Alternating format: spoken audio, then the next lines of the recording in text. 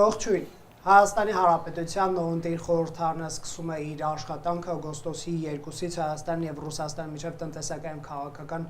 լարված հարաբերությունների ֆոնին Նիկոլ Փաշինյանի հետ հեռախոսազրույցում Պուտինը կրկնել է իր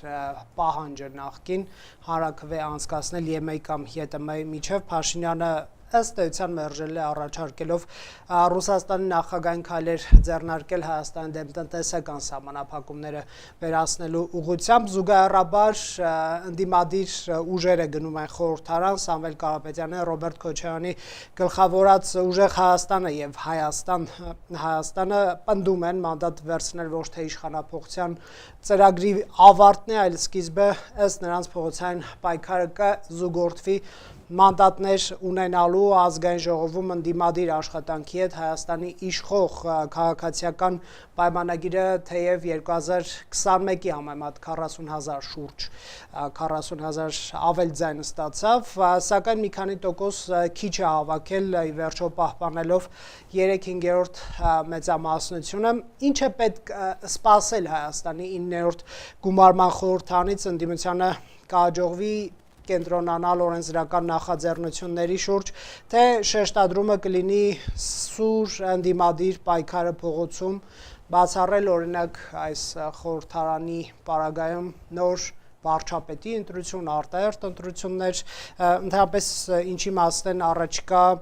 խորհրդարանական եւ ներքաղաքական պրոցեսները, որն է լինելու ազգային ժողովի անելիքը եւ վարքագիծը Factor TV-ում հրավիրել են քննարկում, որին մասնակցում են Գարեգին Միսկարյանը, +374 քաղաքական ինքնորոշման ակումբի նախագահ Ռոբերտ Ղևոնդյանը, հայկական խորհրդի փորձագետ եւ քաղաքագետ Մհեր Բեջանյանը, Հանրապետություն կուսակցության անդամ Դավիթ Խաժակյանը, Ավետիք Քերոփյանը, Աննա Կոստանյանը, բոլորը քաղաքական գործիչներ եւ նախկին կուսակցականներ, Տիկին Կոստանյանը նաեւ եւ դուք պատգամավոր չեք եղել, միայն Տիկին Կոստանյանն է եղել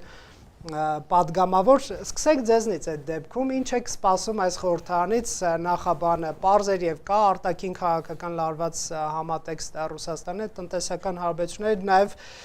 Ռուսաստանի հարաբերությունները ասեցինք ընդդիմությունը իշխանափոխության խոստում տալիս է ամեն դեպքում, ինչ եք դուք սպասում։ Հիմա որ սկսեմ պեսիմիստական նոտայով, պիտի մեղադրեմ, որ մարդկանց հույսերը այդպես փչում է, բայց իրականությունն այն է, որ 8 տարի շարունակ քաղաքական process-ները ապացուցել են, էական ոչ մի փոփոխություն պետք չի սպասել։ Ես մեծ ակնկալիքներ անկեղծ ասած 9-րդ գումարման ազգային ժողովից չունեմ, առնվազն հաշվի առնելով, որ գերակշիռ մասը նախկին падգամավորների արդեն իրենց փորձով եւ ընդ որում դա վերաբերում է ոչ միայն իշխանական падգամավորներին, այլ նաեւ ընդդիմության մասնավորապես Հայաստան Դաշնքի падգամավորներին այդ փորձը ցույց են տվել խորհրդարանում, որից նոր ընդդիմադիր ուժ կա, դրա մասին դատողությունները կարելի է անել արդեն ինչ-որ մի ժամանակ հետո, բայց առնվազն այդ երկու ուժերի եւ իրենց միջև եղած վատ փոխհարաբերություններից համենայն դեպս Հայաստանի Հանրապետության քաղաքացիների կյանքը դեպի լավը չի գնացել, փոփոխություն չի եղել, հակառակը կարող եմ վստահաբար ասել, դեպի ավելի վատն են գնում եւ դրա ապացույցը հենց առաջին հերթին օրինակ հենց Հայաստանի Ռուսաստանի միջև եղած լարված հարաբերություններն են, ինչի հետևանքով նաեւ տնտեսությունն է տուժում, տնտեսության տուժելու պատճառով տուժում է Հայաստանի Հանրապետության բայց ընդդիմություն միգուցե իշխանությանը ուժեղ քննադատի փաստարկված եւ հարկադրի օրինակ Ռուսաստանի հետ հարաբերություններ բարելավել կամ ալտերնատիվներ գտնել։ Գիտեք, իմ խորին համոզմամբ միայն քննադատությունները բավարար չեն, որպեսզի իրավիճակը փոխվի, քննադատել բոլորս կարող ենք, ընդ որում նաև տանը հեռուստացույցի կամ հեռախոսի էկրանների ցայն կողմ, դա շատ արդյունավետ եւ այսպես ավելի անվնաս ձևով է ստացվում։ Մեկ այլ բան է, երբ որ պրակտիկ քաղաքականության մեջ ունես իշխանություն, կրում ես իշխանական լծակներ կամ թեկուզ ընդդիմություն ես, ընդդիմությունն էլ որոշակի լծակներ այնուամենայնիվ իր վրա ունի եւ այդ լծակները ճիշտ կիրառելու դեպքում հնարավոր է հասնել նաեւ իշխանությունից ինչ որ փոփոխությունների ու առնվազն օրենսդրական մակարդակում օրենքի նախագծեր, չգիտեմ, բերելով, համոզելով, փոխելով դա միայն ուղղակի այդպես պաթետիկ եւ հայրենասիրական կոչերը եւ քննադատությունը չէ, հա, կարծում եմ այդ փուլը շատ վաղուց արդեն անցել ենք, հիմա հողի վրա անհրաժեշտություն կա քաղաքացուն ցույց տալ, որ ռեալ պայքար է տարվում։ Ես ինքս, անկեղծ ասած, մինչև ընտրություններից հետո հատկապես այն շրջանում, երբ քննարկվում էր ակտիվորեն ցանցերում արդյոք արժե մանդատներ վերցնել, չվերցնել, ինքս ավելի շատ կողմ էի չվերցնելու,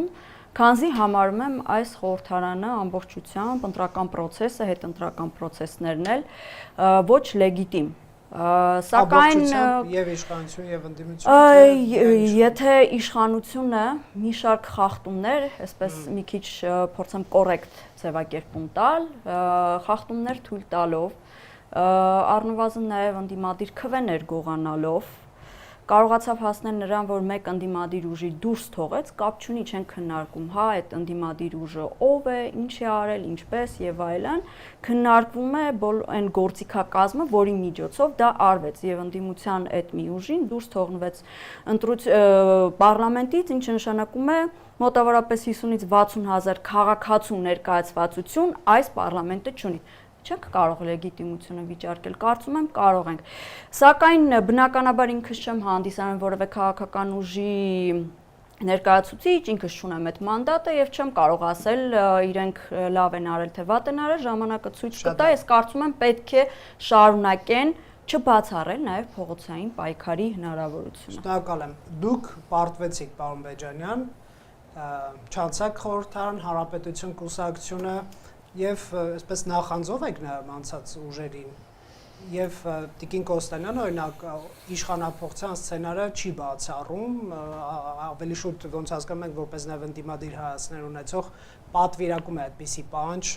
ընդդիմության, դուք ինչ եք սպասում։ Շնորհակալ եմ հարցի համար, նախ պարտվեցիք ոլակում ասածը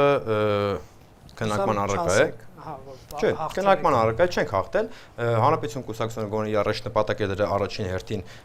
թույլ չտալ, որ Հայաստանը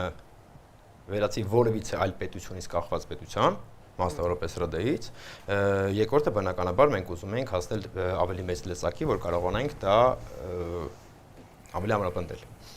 Երկրորդ մասով ընդունում եմ պարտեցինք, այսինքն քաղաքացու քվեն չբավարարեց, որպեսզի մենք ներկայացված լինենք ազգային ժողովում։ Ինչ վերաբերվում է ընդհանուր ազգային ժողովի, այսպես ասենք, ընդգծված արևմտամետ ձայն այնտեղ։ Ամբողջ խնդիրը կայանում է, եթե ընդհանուր նայենք ընտրությունների արդյունքի վերլուծության ենք նայում, ողջ ընտրապայքարը նույնիսկ հունվարի 1-ից սկսած հասարակությունը, քաղաքական էլիտան գնում ենք ինչ որ աշխարհի վերջի։ Շատ խորը ռուսական, պրոռուսական ընդհանուր մինչև որ պետք է մտնել, չգիտեմ, այնտեղ գուբերնիա բանից կարգավիճակներով ռոպագանդա է գնում, մի թեվ սնուցում կա, դրսից կապիտալ կա եկող այդ ուղղությամբ ու գալիս է բալանսավորող։ Այս ֆոնի վրա բալանսավորման քաղաքականություն քարոզող արդեն մի քանի տարի իշխանություն եղած կուսակցությունը արևմտամետ դաշտի քվեն բնականաբար տանում է դեպի իրեն։ Սա նաև պատճառներից մեկն է, որ այսօր մենք ունենք այն պատկերի պարլամենտ, ինչ ունենք։ Նոնսենսը նրանում է, որ իշխանությունը ընդդիմությունը իշխանությանը համարում է ոչ լեգիտիմ, բայց իրար հետ վերցված ազգային ժողովը բոլորը միասին լեգիտիմ են։ Բոլորը լեգիտիմացնում են, հա։ Այո։ Ինչ վերաբերվում է փողոցային պայքար կունենանք, չենք ունենա, ընդդիմության խոստումն կլինի միացնել ԱԺ աշխատանքը եւ փողոցային պայքարը իրար։ Փորձը ցույց տվեց, որ նման ոճը, նման օրակարգով ազգային ժողովում պրոռուսական, ուրիշ որակում չտամ, ուժերի գործունեությունը չի կարողանում ուղեկցվել փողոցային պայքարով։ Հետևաբար բացառել ոչինչ չի կարելի, բայց հավանական չեմ համարում, որ այդ ուժերը կկարողանան քաղաքացի հանել փողոց ինչ որ մի օրակարգով։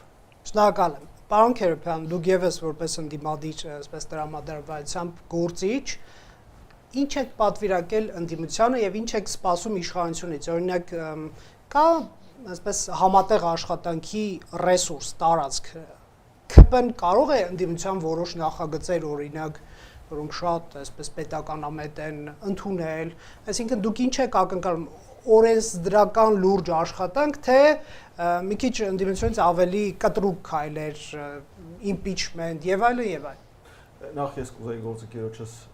խոսքը կրկնել այն իմաստով, որ մենք ունենք իրականում ազգային ժողովի լեգիտիմության ճգնաժամ եւ դա առավել ցայտուն դրսեւորվել է հենց այսօր, ընդդիմադիր ամենամեծ խմբակցության ղեկավարի տունը մտել խոզարկել են ուղիղ կերպով քաղաքական հրահանգով, ես դրանով որևէ կասկած չունեմ։ Չմոռանանք նաև, որ այդ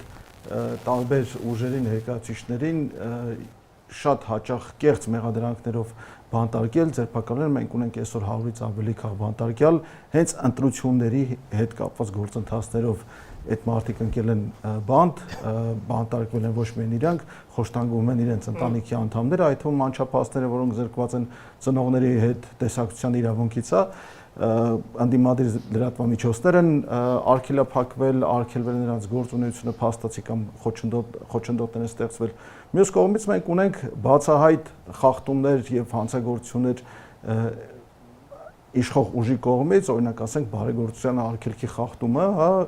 որ գիտենք Իմ քայլի հիմնադրամը անարգել եւ անխոչոտոտ բարեգործություններ իրականացնել այս ողջ ընթացքում, դեռ բան Դանիել Իոնեսյանի հետ Աննա Հակոբյանը դատվում է դատարանում իր գործարար համբավը եւ կանանց իրավունքներ, այսպես ասած, ճակերտավոր խախտելու կամ կասկածի տակ դնելու վերադառնանք մեր, ասենք, ազգային ժողովին, ակնկալիքը իրականում այս ազգային ժողովը, ինչպես եւ նախորդը, անզոր են լինելու, որովհետեւ գործադիր իշխանությունը եւ նրա ղեկավարը, իսկ քաղաքական իշխանությունը զավթած եւ գրաված ուժ է, այսպես ասած, եւ նրա ղեկավարը անարգել խախտում են օրենքը եւ անպատիժ կերպով խախտում են օրենքը։ Նախորդ խորհրդարանը ոչ մի անգամ կառավարության ծրագրի կատարողականը, այս կառավարության ծրագիրը խախտելու համար եւ չկատարելու համար կառավարությանը, գործադիր իշխանությունը պատասխանի չի կանչել, այս խորհրդարանը նույնպես անզոր է լինելու պատասխանի կանչել գործադիր իշխանությունը, ինչը խախտում է իրականում մեր պետականության սահմանադրական հիմունքները։ Դուք թերահավատություն հայտնեցիք ընդդիմության նկատմամբ, ճիշտ հասկացա, որ չեն կարողանալ, որովհետեւ ԿՊ-ն ունի մեծ ձայների մեծամասնություն, այո, բոլոր ծրագրերը տապալելու են, ես կարծում եմ, որ նաեւ տապալելու են օրինակ առաջին իսկ գործառույթները, որում ներգրաված է լինելու ընդդիմությունը, օրինակ ասենք ազգային ժողովի մշտական հանձնաժողովի նախագահների ընտրությունները եւ վերջում էլ հիշում ենք անցած գումարման ազգային ժողովում ինչ եղավ, որ օրինակ ազգային ժողովի փոխնախագահ Իշխան Սաղաթելյանի դեմը դնում էին, որ տեսեք ձեր խմբակցությունից է եղել չքվեարկող քո օգտին, հա, եւ հիշում ենք ինչքան երկար տևեց այդ ամեն ինչը։ Հիմա էլ է նույն բանը տեղի ունենալու։ Վերջի չմոռանանք, հա, ազգային ժողովի առաջի նոր գումարման ազգային ժողովի առաջի նիստից առաջ ԿՊ-ն ընտրեց մշտական հանձնաժողովի նախագահների թեկնածուներին, դրանով իսկ ցույց տալով իր ամբիցիան միահեծան իշխելու ազգային ժողովում։ Գնանք միահեծան իշխում են այն կուսակցությունները, որոնք չունեն ընդդիմախոսներ եւ ընդդիմությունը արդյունավետ չի։ Բայց մենք ցավոք սրտի ունենք այնպիսի սահմանություն եւ այնպիսի ընտրական համակարգ եւ այնպիսի ազգային ժողով, որ մեծամասնություն ունեցող նույնիսկ ընտրողների մեծամասնությունը չհավաքած, ձայների մեծամասնությունը չհավաքած քաղաքական ուժը ունի կարելի ասել բացարձակ իշխանություն։ Այսինքն ընդդիմություն ժամավաճառությամբ է զբաղվելու արժանի։ Չեմ կարծում, կարծում եմ, որ Որն է ձեր օբյեկտիվ սպասելիքը, իշխանափոխություն, օրենսդրական աշխատանք, ինչ է իշխանափոխություն։ Կլինի կա ռեսուրս, կարծում եք։ Ես կարծում եմ, որ մարդիկ, որոնք որ մտել են այդ գործի մեջ, դրա լուրջ մարդիկ են, լուրջ զբաղվելու են դրանով, եւ հաշվի առնելով, որ այսօրվա իշխանությունը խախտել է բազմաթիվ կարմիր գծեր, այդ թվում նաեւ ընտանիքներն է դժբախտության հասցրել, հա, եւ մտել են պիղծ դաշտ են մտել, դաշտը պղծելու ճանապարհով են գնացել։ Ես կարծում եմ, որ իշխանափոխությունը իրականում հրամայական է ոչ միայն ընդդիմության համար, այլ նաեւ մեր երկրի համար։ Շնորհակալ եմ, պարոն Միսկարյան, դուք եք այդպես մտածում։ Չէ, ես մտածում եմ, որ շատ լավ ազգային ժողով է, ընդդիմությունը ուժեղ է քան երբևէ։ Ես ողջունում եմ այդ ընդդիմությանը այսօր եւ Հավիտյանս Հավիտենից։ Բարեկա, ինչպես միշտ սարկաստիկ։ Իրականում այդքան իմ գնահատականը հետեւյալն է. Հայաստանի Հանրապետությունը երկար ժամանակ լինելով գաղութացված Ռուսաստանի կողմից հիմա գտնվում է մի իրավիճակում, երբ Ռուսաստանը ցանկանում է վերադարձնել իր ազդեցությունը հետսովետական պետությունների Ուկրաինայի, Հայաստանի, Վրաստանի եւ մյուսների վրա, ու իրենք արդեն բաց են հայտարարում, որ եթե դա չկարողանան անել,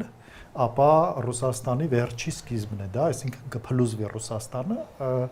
եւ հիմա ըստ էության Հայաստանի տարածքում ինչա կատարվում։ Կան մի խումբ մարդիկ, որոնք իրենց անվանում են քաղաքացիական պայմանագիր կուսակցություն, որոնք Պուտինի դեմ կամ Կրեմլի ռեժիմի դեմ պայքարում են իրենց իշխանությունը պահելու համար, եւ դա զուգակցվում է Հայաստանի ինքնիշխանության համար պայքարով նաեւ անուղղակիորեն։ Եվ կան մի խումբ մարդիկ, որոնք առանց Ռուսաստանի ոչինչ չեն պատկերացնում եւ կապ չունի ազնիվ են, անկեղծ են, անկեղծ չեն։ Դուրս են կարևոր Հա, եւ փորձում են լինել օգտագործված Ռուսաստանի կողմից, այսինքն չեն կարող չլինել օգտագործված, եւ դրանց սաթելիտները, որոնք ամեն գնով ուզում են այս իշխանությունը տապալելու ճանապարհով Հայաստանը մտցնեն Ռուսաստանի հետույք, կներեք արտահայտությանս համար։ Հա, բայց եկեք Չէ, վատ իմաստով չէ, լավ իմաստով։ Մարմնի մաս է հասկանալի։ Հա, հիմա ինչ եմ ես սպասում այս ազգային ժողովից։ Ոչ մի բան։ Այսինքն Հայաստանում չկա քաղաքական ուժ, քաղաքական հասունություն ունեցող միավոր, որը կառաջարկի Հայաստանի համար իրապես ինքնիշխան, ժողովրդավար, հեռանկար, ոչ թե որ գնանք Եվրոպային միանանք, որ մեզ ռուսերը չուտեն, կամ չէ ռուսը այնքան կա, որ մեզ կուտի, եկեք չընդդիմանանք, գնանք ուտի միանգամից, այլ իրապես պետականություն ինստիտուտների կայացման մասին մտածի, խոսա, քննարկի։ Այս ազգային ժողովը ազգային ժողով չի։ Սա սահմանադրության պահանջ է, որտեղ, ինչպես արդեն ասվեց, այդ սահմանադրությամբ ոչ ընդդիմություն կա, ոչ էլ իշխանություն, այսինքն բալանս չկա։ 1,200,000-ից ավելի մարդ էս մարդը։ Նայեք, չէ, հիմա մենք կարանք ասենք, որ մի հոգով ուզում եք կարանք ասենք, որ այստեղ ազատ խոսում ենք եւ քննադատում ենք, խոսքի ազատություն էլ կա, բայց երբեմն խոսքի ազատությունը հասնում է նրան, որ բռնում են մարդ են ծեծում, երբեմն այդ խոսքի ազատությունը չչարաշահողների վրա են ինչ որ տարբեր տեսակի դրսևորումներ լինում վատ։ Խնդիրը հետեւյալն է. Հայաստանի Հանրապետությունը պետք է լինի իրավական պետություն։ Որպեսզի լինի Հայաստանի Հանրապետությունը առհասարակ, մենք պետք է ընտրենք իրավական պետություն ունենալու ճանապարհը։ Հիմա տեղի ունեցող պայքարը իրավական պետության դաշտից դուրս է։ Թե նրանք, ովքեր Հայաստանի ինքնիշխանության դեմ են գործում, նրանք են գործում ոչ իրավաչափ եւ ոչ իրավական ճանապարհով, եւ թե նրանք, ովքեր ու այդ կապիտալն էլ օգտագործում են այդ կൂട്ടակած ապօրինի կൂട്ടակած կապիտալը օգտագործում են գործող իշխանությունների դեմ, լավ են անում, բայց դա ի օգուտ ուզում են նպատակը Հայաստանին ինքնիշխանությունից զրկելն է։ Եվ թե գործող իշխանություններն են չարաշահում օրենքը, լիազորությունները տարբեր ձևերով, այսինքն ոչ իրավական ճանապարհով պայքարում են ոչ իրավական ինչ որ ուժերի դեմ։ Ընտրեք Չարյաց փոքրագույնը։ Ես այնտեղ չեմ տեսնում ընտրելու բան։ Այսինքն այն ինչ կատարվում է այնտեղ, դա ժողովրդի տրամադրությունից նպատակից ժողովրդի որպես Հայաստանի Հանրապետության լեգիտիմ իշխանության աղբյուրի դուրս է։ Կնայեք, ես ուզում եմ հասկանալ նաև այս տնտեսական ճնշումների կամ այդ բոլորը իմ ասացի տրամաբանության մեջ է։ Ոնց պետք է դրսևորվի կամ կդրսևորվի։ Ոնց Նիկոլ Փաշինյանը հարմար գտնի, այդպես էլ դրսևորել։ Չէ, դա ընդդիմությանը եւի չի վերաբերում, չէ, Փաշինյանի կամքը։ Ինչ ընդդիմություն։ Ինչ անելու ընդդիմությունը։ Հիմա որ ասում են իշխանափոխություն, այդ ոնց է ալնելու իշխանափոխություն։ Էլի սրբազան պայքար, պատերազմ, ես ինչ որ բաներ, այսինքն սրբազան էլի նկատի։ Պարոն Քերոբյանը երևի կիմանա, բայց քիչ անցկացի։ Չկա, լուծում չկա։ Միակ լուծումը, եթե մենք ուզում ենք արժանապատիվ Հայաստանի Հանրապետություն, ձևավորել գաղափարական այլընտրանք։ 5 տարի կսպասեք ուրեմն։ Ինչի համար այդ գաղափարական այլընտրանքը միայն ընտրություններով չձևավորվում։ Լավ, ձևավորեք մինչև 5 տարի անց։ Որը ձևավորենք 4 օր հետո իշխանափոխություն։ Պարոն Խաչատյան, դուք դուրս եկաք Լուսավոր Հայաստանից եւ այսպես անհատ քաղաքական գործիչ եք եւ մի քիչ ինձ թվում է ավելի ազատ կարող եք արտահայտվել, քան կուսակցական գաղափարներն են միշտ եւ բոլոր դեպքերում զսպում։ Ինչ եք սպասում։ Կա արտաքին ճնշում տնտեսական սահմանափակումներ կամ պատժամիջոցների տեսքով, կա նոր խորհրդարան, կա նոր ընդդիմադիր ուժ խորհրդարանում, չի մեռել իշխանափոխության օրակարգը նրանց ծրագրերում, որն է ձեր սպասելիքը։ Ես կարծում եմ մենք պետք է մեծ փիղը սենյակում ի վերջո արձանագրենք, դրանք ընտրություններն են։ Ուզենք մենք համակրենք այդ արդյունքները, թե հակառակվենք դրանց,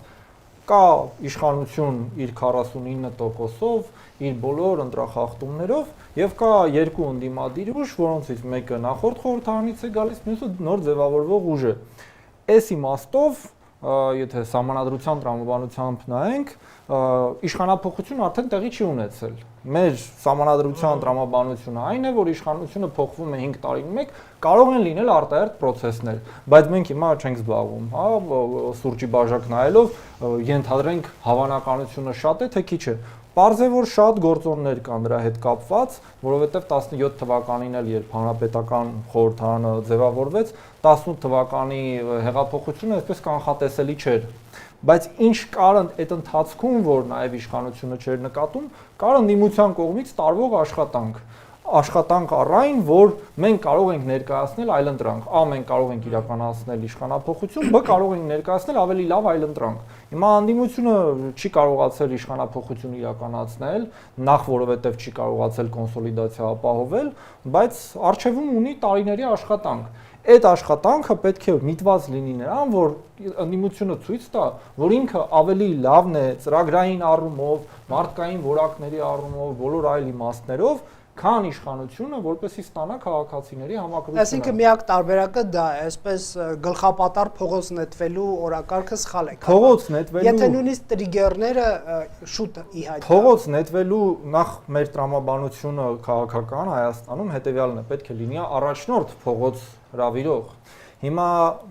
ընդդիմադիր առաջնորդը իր վարկանիշով կրկնակի զիջում է իշխանության առաջնորդին, հա, եթե առաջնորդներով նայենք, չնայենք համախմբվածության առումով, որովհետև եկեք արձանագրենք, որ չկա համախմբված ընդդիմություն։ Եթե լիներ կմիացնակ։ Բայց նրանց միացնում է Փաշինյանին հեռացնելու օրակարգը։ Շատ լավ, բայց իրենք այդ օրակարգի շուրջ չեն միավորվել ընտրություններից առաջ, չեն միավորվել ընտրություններից հետո եւ դրա մասին որևէ հայտարարություն, որևէ ուժի կողմից, ասենք Սամվել Կարապետյանը չի հայտարարել, որ Քոչարյանի հետ պատրաստ է միանալ հանուն իշխանության։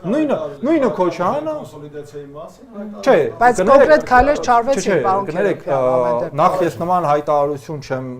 հիշում եւ երկրորդ էլի ասվել էր կոնսոլիդացիայի մասին, բայց կոնսոլիդացիա եղավ որ ուժերի շրջանակներում, ուժեղ Հայաստանը որպես կուսակցություն, մեկ կուսակցություն մասնակցեց ընտրություններին, այո, տարբեր ուժեր մասնակցեցին անհատապես, մաս լինելով ուժեղ Հայաստանին, բայց դա կներեք հանրության մեծ համախմբում չէր, առավել եւս ընդդիմության համախմբում չէր, հա, լայն իմաստով։ Այս առումով ես սպասում եմ ընդդիմությունից արդյունավետ աշխատանք, այսինքն այնտեղ այլ տարբերակ չկա։ Իսկ արտաքին ճնշումները ոնց կազդեն առաջիկա ամիսներին եկեք բոլորս մի կոնսենսուս ունենանք, որոշակի լարվածություն լինելու է, չգիտեմ ինչ աստիճանի Հայաստան-Ռուսաստան հարաբերությունը, դա օրինակ իշխանափոխության տրիգեր կարող է լինել, չգիտեմ, սոցիալական բունտ առաջանա, վաճառողները, տնտեսվարողները եւ ընդդիմությունը առաջնորդի։ Դե, տեսեք, իշխանությունը վարում է մի քաղաքականություն, որի արդյունքում մեր արտաքին առևտուրը մի մասով սահմանափակվում է, մի մասով դեռևս չի ընդլայնվում այնքան, ինչքան որ սահմանափակվել է։ Կկարողանա ավելի արագ այդ սահմանափակումների դեմ դառնել, կտեսնենք։ Հիմա ամեն ինչ կախված է նրանից, թե որքան մեր այդ արտաքին հարաբերությունները կսրվեն։ Այլ կերպ ասած, եթե հիմա խոսքը գնում է տարբեր գյուղմթերքի ապրանքների մասին, ծաղիկների մասին, ինչ որ մի օր երևի թե բանը կհասնի նաև գազին, այս առումով մենք շատ բան ենք, այսինքն նայենք Մոլդովայում ինչ է կատարում։ Մոլդովայում դա բերեց իշխանափոխության, չբերեց։ Մոլդովայում հիմա այսօր մոլդովացիք 4 անգամ ավելի թանկ գազ են վճարում, քան ասենք 5 տարի առաջ։ Բերեց իշխանափոխության, ոչ, Մայա Սանդուն ընտրվեց։ Էլի ինտրակեղծիքներով ընտրվեց, այո, բայց ընտրվեց։ Հիմա այդ առումով Փաշինյանին երբ նայում ենք, այդ փորձը մենք ունենք։ Սանդուի, Զելենսկու կլինի անգամ Ռուսաստանի հետ որոշակի զինված առճակատում Ուկրաինայի օրինակով կներեք, բայց Զելենսկին շարունակում է պաշտոնավարել։ Այս առումով մենք չենք կարող ասել, որ սա ուղիղ բերելու է իշխանափոխության։ Ես այդպես չեմ կարծում, որ կապը ուղիղ է, որովհետև հանրության մեջ կա տրամադրություն, որ կարևորը մենք ունենանք մեր ընտրած իշխանությունը իդեմս Նիկոլ Փաշինյանի, բայց հանկարծ թույլ չտանք, որ այլ ուժեր, որոնց վրա կա ռուսական պիտակ, այլ բան է պիտակը իրական չի, որտեղ տեսեք հիմա գործընկերներս ասացին, որ քաղաքական դաշտում անձին կան, որոնք ասում են մենք պետք է դառնանք ռուսական գուբերնիա։ ես այդպիսի հայտարարություն չեմ տեսել, կարող է ես ավելի օրինակ կարող է ես ավելի քիչ եմ հետևել, բայց տեսեք պարոն Բեջանյանը վստահ ասում է Ռոբերտ Քոչարյանը այդպիսի բան ասել է, հա, ես ինչքան հետևել եմ, ես նման բան չեմ տեսել, հիմա եթե դուք տեսել եք, մյուսը տեսել է, հա, թող հիշեն, բայց տեսեք Այսպես ասենք, պարոն Քոչարյանը ուզում եք ուղիղ կանգնեն էկրանի դիմաց ձեզ ասել, որ մենք գուբերնատոր Չէ, միտքը դրանում չի, ուզում եմ ասել, բայց պարոն Ղևոնդյանը պետք է խոսի նոր կսկսենք։ Ուզում եմ ասել, որ ռոպագանդայի իմաստով մարդիկ Ինչ ռոպագանդա դուք եք Մոլդովայի օրինակը բերում, այսինքն ռուսական հետքի ու ռուսական ազդեցության վերականգնումը ռոպագանդա է։ Չէ, խոսքը սրա մասին է։ Ես ինչ ասեցի Մոլդովայի օրինակով, որ որքան Մոլդովայի տնտեսական վիճակը վատացավ, միևնույն է, Մայասանդուն ընտրվեց։ Հետևաբար, եթե ձեր փորձեցին վատացնել, դրանք տարբեր բաներ են։ Եթե գազը 5 անգամ թանկացել է, որ այնտեղ օրենքով հայտարարվել էր էներգետիկ ճգնաժամ, դե ասենք եթե դա խնդրեմ չի, միտքս ամփոփելով ասեմ, որ այս իմաստով հաշվի առնելով, որ դասավորությունը այսպեսին է, արտաքին ճնշումը ինչքան էլ շատանա, դա փաշ չի նշանակում, որ Հայաստանում կարող է բերել իշխանապողության, որովհետև քիչ անց բանավեճը կշարունակենք, պարոն Ղևոնդյան, ես ձեզ հարց չեմ տալիս, որովհետև տեսնում եմ թերթը արդեն սևացրել եք։ Ես նշեմ, որ մեծ ուշադրությամբ հետևում եմ բոլոր գործընկերներին, մի շարք արտահայտություններ, մոտեցումներ դուրս եմ գրել եւ միայն մեկ արտահայտություն եմ լսել, որը կապ ունի քաղաքական գործընթացների հետ, որոնք տեղի են ունենում։ Քիչ առաջ պարոն Խաչակյանը ասաց, որ արտաքին ազդեցություն կամ արտաքին ճնշման ուժեղացումը չի նշանակում, որ դա ուղիղ կերպով ազդելու է իշխանապողության վրա, ամբողջապես համաձայն եմ։ Ինչի հետ համաձայն չեմ, մի շարք մտքեր, լեգիտիմության ճգնաժամ կա ազգային ժողովում, իշխանության զավթում, ծրագրերի տապալում, մանդատները չպետք է վերցնեին, ասում էր Տիկին Կոստանյանը, բացարձակ իշխանություն կա, բալանս չկա, խոսքի ազատությունը հասնում է նրան, որ մարդ են ծեծում, ընդդիմությունը պետք է ցույց տա, որ ավելի լավ ծրագրեր ունի։ Այս մոտեցումից որևէ մեկը կապ չունի այն քաղաքական գործընթացհետ, որոնք տեղ են ունենում։ Այսինքն իրավական պետությունները հետ ուղիղ կապ չունի Երբ որ դուք խոսում եք, նա լրիվ քաղաքական գործընթացները, որոնք տեղ են ունենում, ունեն հստակ կողմնորոշվածություն։ Այսօր այն ինչ մենք քննարկում ենք, երկու բան փորձում ենք քննարկել մեկ բանի մեջ, մեկ տրամաբանության մեջ, բայց այդպես չի ստացվի։ Ինչու՞, որովհետև կա ազգային ժողով նոր խորհրդան եւ այդ նոր խորհրդանի աշխատանք եւ կա Հայաստանի արտաքին քաղաքականություն, որի հետ այս նոր խորհրդանը որևէ առնչություն չունի։ Ուղիղ առնչություն չունի, իհարկե առնչություն ունի, քանի որ ընտրում է գործադիր իշխանություն, բայց ամբողջ արտաքին քաղաքականությունը իրականացնում է գործադիր իշխանությունը եւ մեր սահմանադրությունից ելնելով ազգային ժողովը փաստացի այդտեղ ազդեցություն ունի այնքանով, որքանով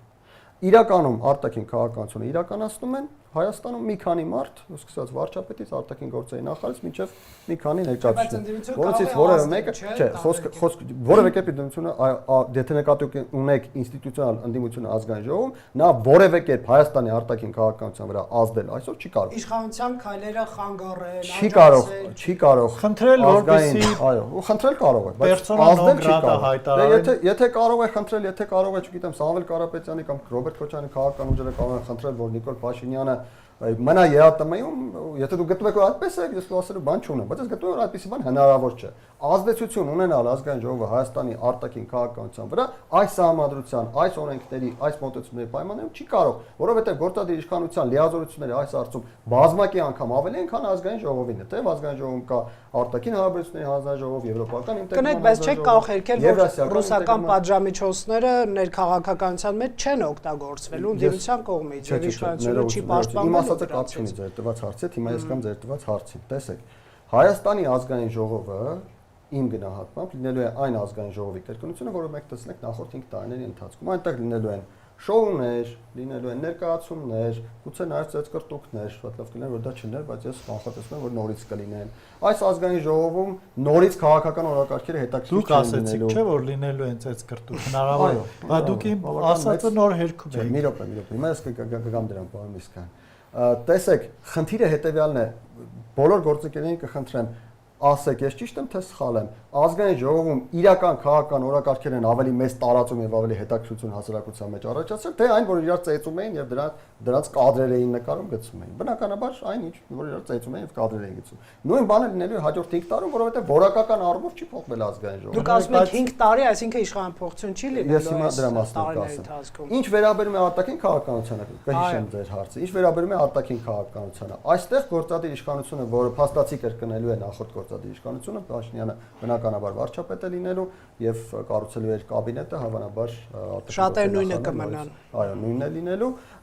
Արտաքին քաղաքականությունը շարունակելու է այն միտումները, որոնք ցույց էր տալիս մինչ այժմ։ Անկախ նրանից, որ կան պատժամիջոցներ։ Հայաստանը չի կարող պատժամիջոցների պատճառով փոխել իր մոտեցումը։ Օրինակ Հայաստանը չի կարող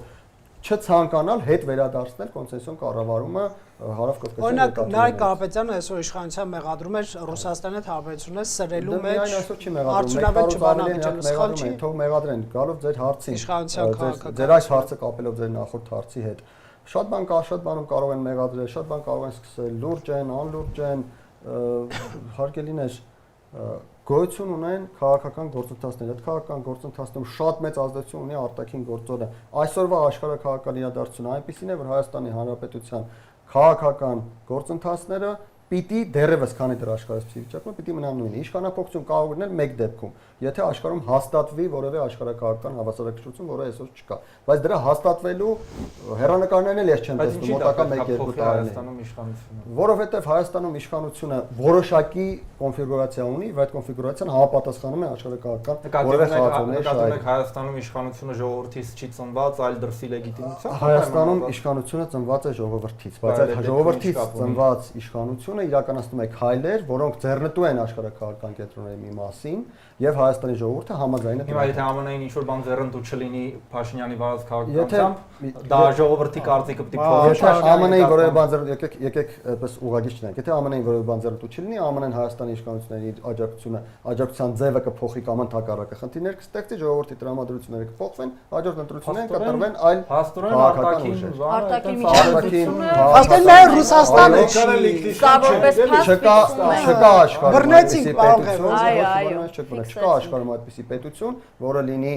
արտաքին միջամտությունից զերծ, գոյություն չունի։ Բայց այդ ռուսականի ինչու ենք մենք արտաքին ազդեցություն որ տալիս են, դերություն, արտաքին ազդեցություն ըստ Եվ ինչի է դա վատ ավելի քան օրինակ որոշում կայացնելու վրա։ Քաղաքացու որոշում, որ ասում եք ինչ նկատի ունեք։ Նկատի ունեմ Հայաստանի քաղաքացու կայացած որոշումը։ Այսինքն միջազգային հարաբերությունների պարագայում որևիցե պետություն, այդ թվում Ամերիկայի Միացյալ Նահանգները Հայաստանի Հանրապետության հանդեպ վարած քաղաքականությունից ելնելով Հայաստանի Հանրապետության քաղաքացի տրամադրություն է ձևավորել։ Պարոն Բեգանյան, այդ ինչպես։ Ինչպես զենք հավաքարում, զենք չի վաճառում։ X երկրի ղեկավարը գովերքում է Հայաստանի Ոստը գովերքելու մասին չէ խոսքը։ Ես մի Հայաստան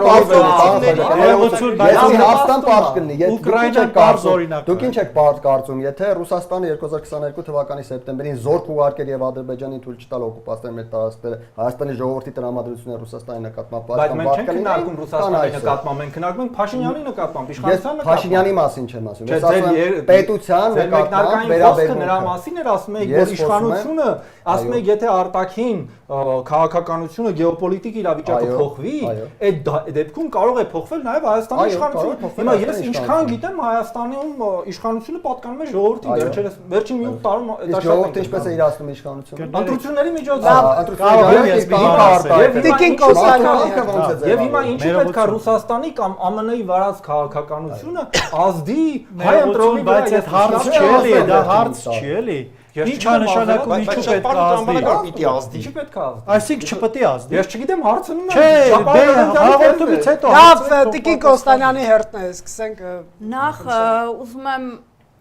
արձագանքել պարոն Ղևոնդյանի այս մի շատ կարևոր հայտարարությանը, որը ըստ էության խորհրդարանական Հայաստանին մեծ հարված է։ խորհրդարանը արտաքին քաղաքականության հետ կապ չունի, իմանալով մենք նաև սահմանադրության խորհրդարանական երկիր ենք եւ խորհրդարանը կարևոր մեծ նշանակություն ունի, դուք ինքներդ էլ ասացիք, խորհրդարանն է ընտրում վարչապետին։ Հետևաբար այդ վարչապետը, որը արտաքին քաղաքականություն է որոշակի իրականացնում, չի կարող իրականացնել եւ եթե խորհրդարանը իրեն չլիազորի այդ հարցում։ Բացի այդ խորհրդանի լիազորելուց միջխորհրդարանական բազմաթիվ հանձնախմբեր են գործում տարբեր երկրների հետ, որոնք կարող են առնվազն արդյունավետ ձևով ազդել արտաքին քաղաքականության վրա, որովհետև այդ խորհրդարանական միջխորհրդարանական դիվանագիտության շնորհիվ նաև արտաքին գործընկերները որոշակի պատկերացում են կազմում Հայաստանում տեղի ունեցող process-ների, օրենսդրական փոփոխությունների եւ տարբեր այլ գործընթացների վրա։ Ինչ վերաբերում է 5 տարվա կրկնությանը, ըստ էության պետք է փաստեմ, որ որոշակիորեն նաև այսպես կրկնեցիք մեր այն միտումը, որովհետև ինքս էլ հակված եմ այդպես մտածել, եթե կհիշեք, ասեցի, որ խորհրդանի առնվազն երկու քաղաքական ուժերը մեծամասնությունը եւ երկրորդ ընդդիմադիր ուժը նույնն են, ըստ էության ինչը ինձ թույլ է տալիս մտածելու, որ գրեթե նույն պատկերն է լինելու։ Ինչ վերաբերում է ուժեղ Հայաստանին, մի քանի ամիս հետո, լավ, առնվազն 1-2 ամիս հետո կհասկանանք, թե ինչպիսի պատկեր է տեղի ունենալու խորհրդարանում եւ արդյոք որակապես այն կարող է փոփոխություն բերել, թե մենք նորից էլի 5 տարի պիտի սպասենք որոշակի փոփոխությունների։ Գիտեք, մի շատ կարևոր նաեւ հարց եմ ուզում անդրադառնալ, այստեղ մինչեւ նաեւ հաղորդումը սկսելը գործընկերները քննարկում էին քաղաքական հասունության թեման, ինչու եմ սա բերում կապում արտաքին քաղաքականության հետ, որովհետև աշխարհաքաղաքական լարված իրավիճակում այսօր, երբ որ Հայաստանը ըստ էության արհեստական կամ օրինաչափ ընտրության առջև է կանգնած, ընդ որում նաև հենց իշխանության բերած օրակարգով, հա, կամ ընտրությունը, կամ պետք է ընտրես, որ գնում ես դեպի արևմուտք կամ դեպի Ռուսաստան, որպեսզի ճնշումներից դուրս գաս, տնտեսությունը կոլապսի չի ենթարկվի եւ այլն, քաղաքական հասունությունը, այո, համաձայնին եմ ձեզ հետ, պարոն Միսկարյան, լուրջ դերակատարություն ունի, որովհետեւ քաղաքական հասունության պակասի պատճառով է հենց այսօր Հայաստանը ի շնորհիվ այսօրվա իշխանության հայտնվել աղետալի բոլոր քաղաքական, այդ թվում իմ, մեր, ձեր, բոլորի։ Եվ կարծում եմ, չէ, բոլորի ձեզ չէ։ Դուք լավ եք բրծել, հա, քաղաքական դաշտից, բայց եթե լուրջ խոսենք, այո, քաղաքական հասունության պատճառով իսկ դա գալիս է մեծամտությունից, որովհետև իսկ այս ազգային ժողովը ունակ լինելու է ձեր ասած արտաքին մարտահրավերների դիմագրել։ Դա ոնց եք պատկերացնում։ Այս հարցը որ տվեցի, հիշեցի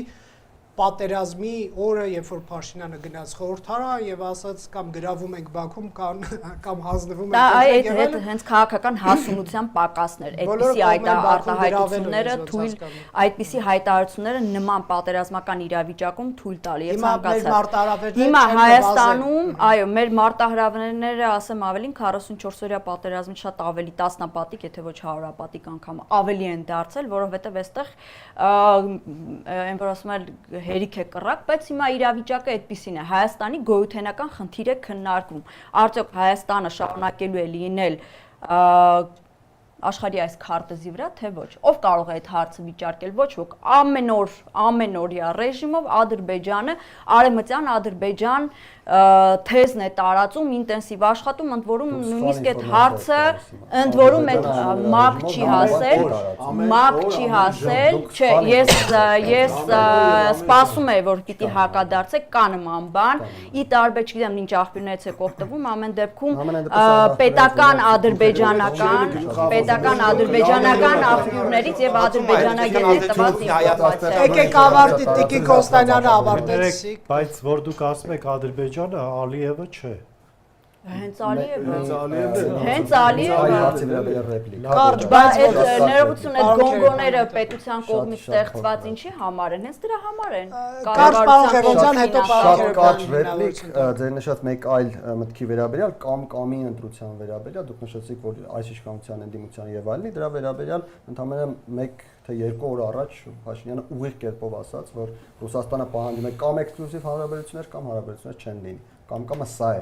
պարզ երևում է ով է մեզ կամկամի առաջ կանգնեցնում։ Ճիշտ ասած, այդ նույն պահանջը նաև եկել է Եվրոպայից, Ես հենց նման ուղիղ բան Մայա չեմ լսել, ոչ Կալասից Փաշինյանից, եւ ոչ Կալասից, Ուրսուլա որևէ ֆոն դեր Լայենից, որը Եվրոպական հանձնաժողովի նախագահն է, ընդ որում հենց դրա համար էլ բարձր մակարդակով ոչ ֆոն դեր ոչ Կալասը մեզ երբևէ չեն պահանջել մեզնից, եւ ընդհանուր միջև ակնարկել են եվրոինտեգրման process սկսել եւ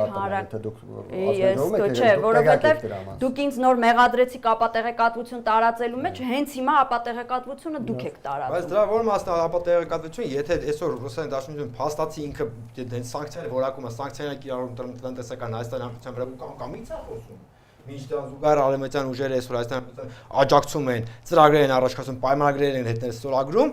ու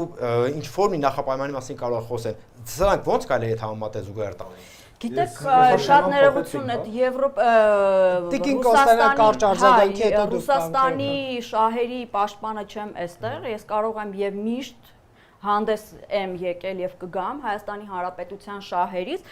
բայց երբեմն պետք է նաեւ օբյեկտիվ գտնվել ու հասկանալ հարաբերությունների խզման վրա ինչպիսի մեծ ազդեցություն է ունեցել հենց Նիկոլ Փաշինյանը ինքը անձամբ, երբ որ ստեղծել է հենց իր ձեռամբ նաև քաղաքական այո Ռուսաստանի հետ երբ որ օրակարգ է բերվել հենց եվրոինտեգրման process-ը Հայաստանում եվրոինտեգրման process-ը առանց հաշվի առնելու որ Հայաստանը գտնվում է տնտեսական մի միության մեջ որից մեկ օրում դուրս բերել է այդքան հեշտ գործ չէ կհակադարձեք բայց պարոն Քերփյան վաղուց չի խոսել հետո պարոն Միսկարյանը որ միակ քաղաքական գործիչ է որին ուղիղ դրվատանքի խոսքեր, պաշտպանության խոսքեր ասել Վլադիմիր Պուտինը, դա Նիկոլ Փաշինյանն է։ Ամենածանր ժամանակ Նիկոլ Փաշինյանի իշխանության 20 թվականի պատերազմից հետո, 21 թվականին, 22 թվականին միակ մարդը, որին դրվատանքի խոսքեր ասել եւ պաշտպանել է, դա Նիկոլ Փաշինյանն է։ Հիմա վերադառնանք մեր կամ եւ-ին։ Հայ նկատի ունեք։ Հայաստանի քաղաքական գործիչներից։ Չէ, Հայաստանի քաղաքական գործիչների մասին է խոսքը, բայց տեսեք մի բան կա։ Հայաստանը ոչ միայն տնտեսական, այլև մաքսային միության մեջ է, ԵԱՏՄ-ի եւ Ռուսաստան եւ այլն, որը ենթադրում է պարտադիր ընթացակարգեր։ Հա, ես ինքս դեմ եմ այդ էքսկլյուզիվ հարաբերություններին, որովհետեւ դրանք ինքնիշխանության սահմանափակում են, բայց չկա ավելի մեծ ինքնիշխանության սահմանափակող միություն այսօր աշխարհի վրա, քան Եվրամիությունն է։ Չկա։ Եվրամիությունը բացարձակ սահմանափակել է ինքնիշխանությունը, բացարձակ սահմանափակում է ինքնիշխանության անդամ երկրների։ ԵԱՏՄ-ն այդպիսի ինքնիշխանության սահմանափակումներ կամ կարգավորումներ, որոնք որ բացառիկ իրավունքներ են տալիս միության ԵԱՏՄ-ի սահմաններում իրավական պետություն կառուցելու ինչ որ ստենց միտք կա։ Իրավական պետություն կարելի է կառուցել միայն իրավագիտակից հասարակության առկայության դեպքում, որը մենք այսօր չունենք Հայաստանում։ Ուրեմն մենք այսօր յոլա գնալ պետք չէ, պետք է կառուցել այդպիսի հասարակություն։ Ցավոք սրտի այսօրվա այսպես իշխանության եւ ընդդիմության պարագաներում իրավագիտակից հասարակություն չի կառուցվում, որովհետեւ անընդհատ եւ արհեստականորեն եւ ինչ որ չափով նույնիսկ բնականորեն ձևավորվում է այսպես ուժեղ առաջնորդին գնալ քվեարկելու մոտեցում եւ մենք չենք տեսնում իրական քաղաքական ընտրություններ։ Պարոն Քերփյան, իսկ ընդդիմությունը, ասենք օրինակ ուժեղ Հայաստանը, որը ինչքան հասկանում եք ԵՏՄ-ում մնալու կողմնակից է, չի կարող իր ճշմամբ հարկադրել, որ Փաշինյանը մնա ԵՏՄ-ում, Հայաստանը մնա ԵՏՄ-ում, Փաշինյանը չհանի եւ դեպի ԵՄ չգնանք, որը դուք համարում եք ինքնիշխանության սահմանափակող։ Դե ակնհայտորեն էլի այդ ակնհայտորեն ընդդիմության առաջնորդները ունեն որոշակի լծակներ այդ տնտեսական հենց տնտեսական հարաբերությունների զարգացման վրա, տնտեսական հարաբերությունների վրա եւ կարծում եմ կօգտագործեն եւ օգտագործում են ինչ որ չափով նույնիսկ գիտենք որ օրինակ ասենք Նարեկ Կարապետյանը փորձեր է անում մեղմել այսպես սահմանափակումների ազդեցությունը տնտեսության վրա ելի եմ կրկնում բացարձակ կողմնակի չեմ որևէ ապօրինի ազդեցությունների կամ որևէ կերպ չեմ պաշտպանում Հայաստանի եւ ԵԱՏՄ-ի այսպես չափից ավել տնտեսական ինտեգրումը, որ նաև սահմանափակումները մեր տնտեսական զարգացման վրա։ Բայց պետք է հասկանանք մի բան։ Մենք գտնվում ենք մի իրողության մեջ, որ մեր տնտեսությունը չափից ավելի շատ կախվածության մեջ է հայտնվել Ռուսաստանից, ընդ որում դա այդ կախվածությունը շատ ավելի խորացել է վերջի 8 տարիների ընթացքում, շատ ավելի։ Բոլոր թվերը դրա մասին են վկայում։ Եվ մենք ունենք մի վիճակ, որ գործող իշխանությունը տարատեսակ, այսպես ցայտնոտային ասեմ, կրկեսային ասեմ քայլերով փորձում է սրել հարաբերությունները այսպես ռուսական արչի հետ, դրանով փորձելով արդարացնել իր գոյությունը կամ իր այսպես ինքնիշխանությունը, այսպես ամենաանկյունները բարձրացնել, բայց դա այդպեսին չէ։ Շնորհակալ եմ, պարոն Միսկյան, ձեր հերթներ, Հայաստանի իշխանությունը ըստ ձեզ ինչու է սրում Ռուսաստանի հետ հարաբերությունները եւ պարոն Քերփյանը հույս ունի կամ ակնկալում է, որ ընդդիմությունը այս քաղաքականություն կկասեցնի։ Ամենայն ինչքան ուժ ունի այս իշխանությունը, այդքան ապաշնոր, հա։ Միակ բանը կամ ուրիշ բան, կամ նպատակը ուրիշ բան։ Չէ։ Բայց դե Նիկոլ Փաշինյանը ինքն է ասել, չէ՞ սխալ քայլերով ճիշտ ճանապարհ անցնելու արվեստը։ Բայց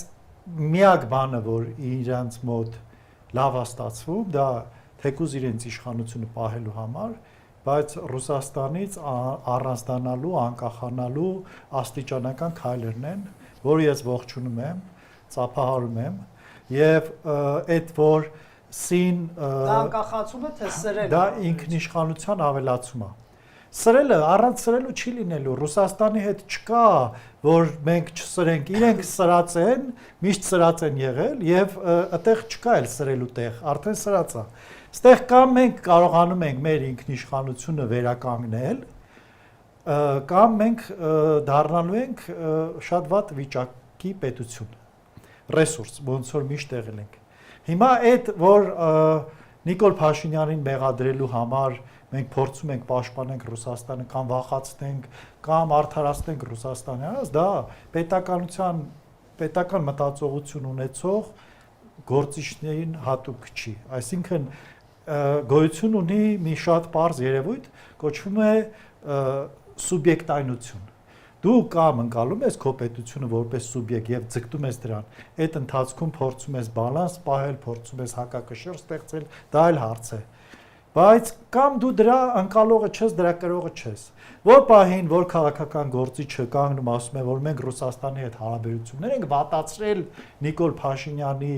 պատճառով, այդ բարդ քաղաքականությունից բան չի հասկանում։ Հիմնավորեմ ինչու։ Ռուսաստանը ինքն է որոշում ում հետ ինչպիսի հարաբերությունների մեջ լինի։ Երբ որ դու իր ուզածը անում ես, դու իր ստրուկն ես։ Եթե չէ, ինքը քո հետ կոնֆլիկտ ունի։ Եվ Նիկոլ Փաշինյանը չէր կարող, այո, սկզբից 18 թվականից ի վեր Նիկոլ Փաշինյանին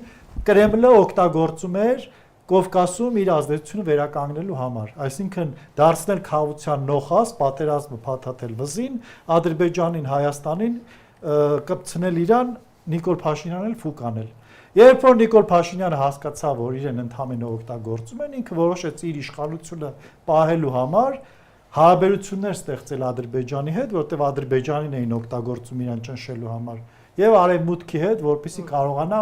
պահի իր իշխանությունը։ Հիմա եթե իմ որպես Հայաստանի Հանրապետության քաղաքացի շահերը համընկնում է նրա հետ ինչ որ կատարվում է արտաքին քաղաքականության մեջ, ազնիվ չի որ դա արվում է զուտ իր իշխանությունը պահելու համար, բայց այլ ճանապարհ, այլ ուժ, այլ միավոր, որը սա կգիտակցի եւ պատրաստ կլինի Նիկոլ Փաշինյանին փոխարինել ու այդ գիծը ինքնիշխանության, սուբյեկտայնության պահել, չկա։ Ինչու՞ չգնալ իշխանապահության։ Այդ քաղաքականության արդյունքը չմոռանանք ինչը։ Արդյունք գործված ինքնիշխանություն, վտանգվածությունի,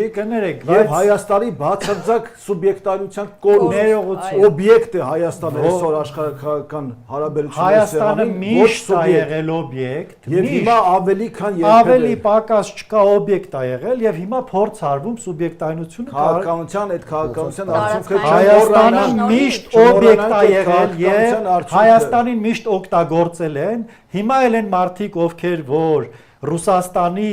շահերը պաշտպանողներին են պաշտպանում, իրանք շարունակում են գործիք հանդիսանալ նրանց մոտ, ովքեր քաղաքական ավելի բարձր հասուն միտք ունեն, թեկուզ ոչ ազնիվ, Արցախը լքել է։ Այդ քաղաքականության հազար մարդ էլ տավուշտ են լքել։ Ես չգիտեմ ոնց։ Հիմա ցեղասպանություն էլ է եղել եւ